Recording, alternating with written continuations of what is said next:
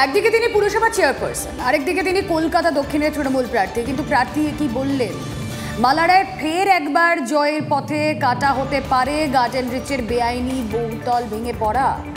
Managing এডিটরের প্রশ্নের উত্তরে চাঞ্চল্যকর মন্তব্য করেছেন মালারায়। গার্ডেন রিচের ঘটনার প্রভাব পড়বে না ভোটে, মানুষ 10 দিন বাদেই ভুলে যায় সব। 12 জনের মৃত্যু তাহলে কি ভুলে যাওয়ার অপেক্ষায় তৃণমূল প্রার্থী? কি বলেছেন তিনি একবার শুনবো আগে।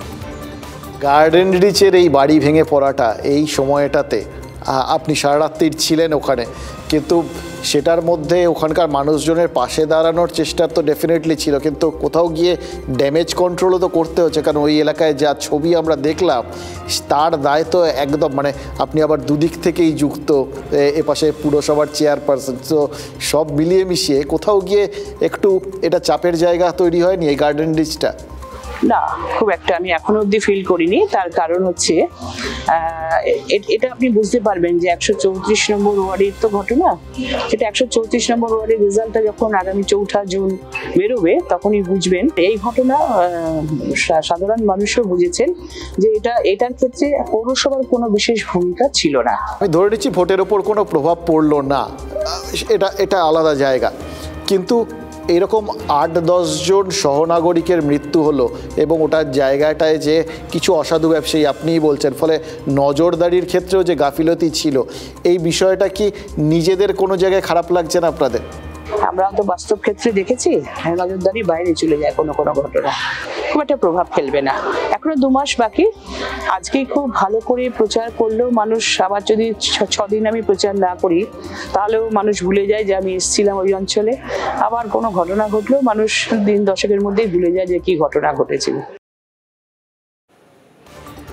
সরাসরি চলে যাব, অরিত্র ঘোষ প্রতিনিধি রয়েছেন আমাদের সঙ্গে। অরিত্র, তিনি একজন জনপ্রতিনিধি, এই বিষয়টাকে যদি সরিয়েও রাখি, কিন্তু তিনি তার সহনাগরিক, এতজন সহনাগরিকের মৃত্যু, সেটা তিনি বলছেন যে মানুষ এমনি ভুলে যাবে। এটাও কি একটা প্রচারের কৌশল? এটা হতে পারে কখনো?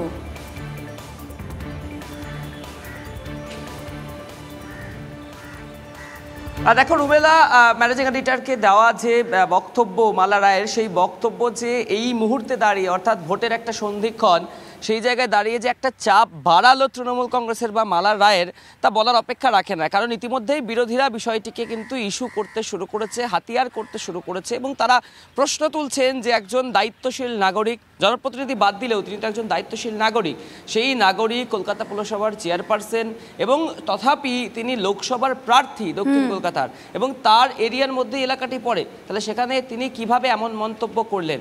অনেকে আবার অবশ্য বলছেন এটা দায়িত্ব জ্ঞানহীনতার মতো একটা মন্তব্য, সবকিছু দায় ঝেড়ে ফেলতে চাইছেন তৃণমূল কংগ্রেসের এই প্রার্থী। কিন্তু বিষয়টা যে মোটেই সুখকর হবে না, এটা কিন্তু ইতিমধ্যেই বিরোধীরা বলতে শুরু করেছেন। তার কারণ যে ঘটনা ঘটেছে সেখানে একের পর এক অবৈধ নির্মাণ, এবং এভাবে দায় ঝেড়ে ফেলতে চাইলেই কি দায় ঝেড়ে ফেলা যায়? একজন ভোটারের, তার অঞ্চলের ভোটারের দুর্বল স্মৃতিশক্তিকে তিনি হাতিয়ার করে এগোতে চাইছেন। দেখা যাক ভোট বাক্সে তার কি রিফ্লেকশন আসে। মোহাম্মদ সেলিম কি বলছেন শুনুন। মানুষ ভুলে যায় না, অমানুষরা ভোলে। কালকে আমি নিজে গেছি ভগবান গোলায়, যে 2 জন মারা গেছিল আমাদের গার্ডেন রিচের, ওদের তৃণমূলী ওই সিন্ডিকেট রাজে আর প্রমোটারি রাজে বেআইনি নির্মাণে, তাদের বাড়িতে আমরা গেছি। তৃণমূল ভুলে যায়, কারণ সরকার ঘোষণা করেছিল 5 লক্ষ টাকা দেবে, একটা পয়সা দেয়নি। এখন ভোটের সময় বলবে সমব্যথী, মরে গেলে নাকি 2000 টাকা কফন দফনের জন্য দেয়, সৎকারের জন্য দেয়। ওই লোকটা ঘুষ দিয়ে লাশ নিয়ে এসছে নিজের খরচায়, কাগজ হাসপাতালে যে কাগজ দিয়েছে সেখানে 200 টাকা ঘুষ দিতে হয়েছে, একটা পয়সাও দেয়নি। পঞ্চায়েত দেয়নি, বিডিও অফিস দেয়নি, এসডিও দেয়নি।